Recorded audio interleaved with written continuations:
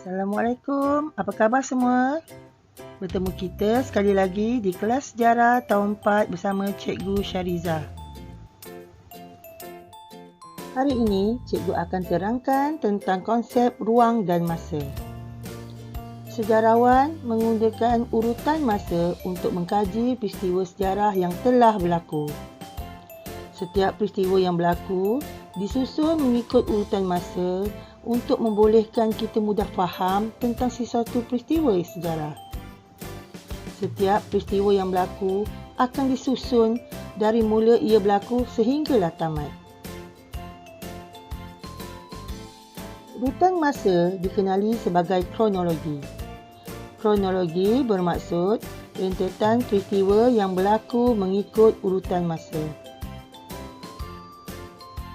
Konsep masa ini dapat dibahagikan kepada 3, iaitu dekad bersamaan 10 tahun, abad bersamaan 100 tahun dan alaf bersamaan 1000 tahun.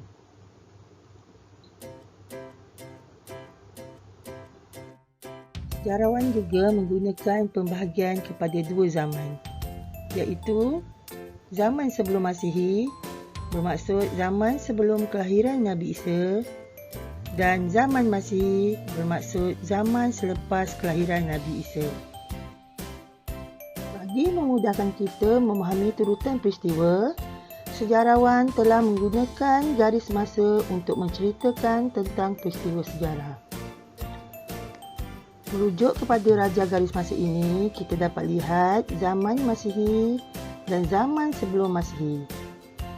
Di sini juga kita dapat lihat iaitu dekad merujuk kepada 10 Masihi, abad merujuk kepada 100 Masihi dan alaf merujuk kepada 1000 Masihi.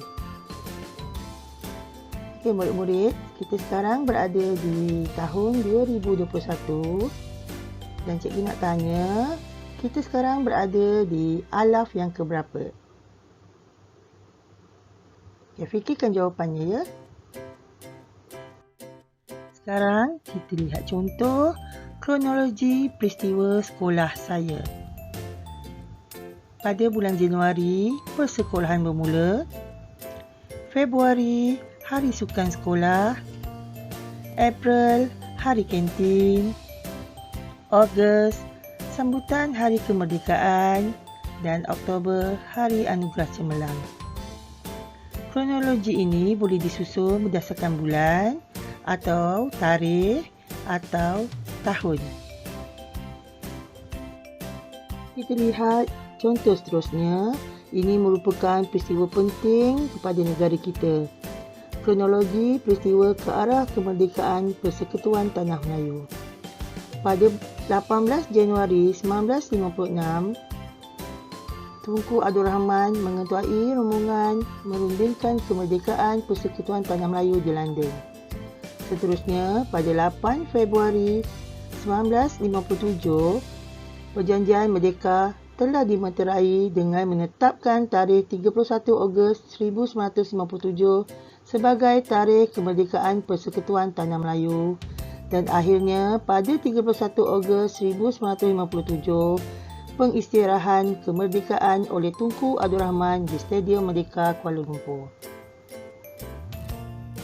Kamu juga boleh menyusun kronologi diri kamu sendiri. Sebagai contoh, pada 2011 saya dilahirkan di Johor Bahru. Pada 2013 mengikut ayah berpindah ke Kuala Lumpur. 2014 ibu melahirkan adik yang kedua. Pada tahun 2017 saya memasuki alam persekolahan di Tadika Seri Budi. Pada tahun 2018 saya bersekolah dalam tahun 1 di SK Taman Jaya.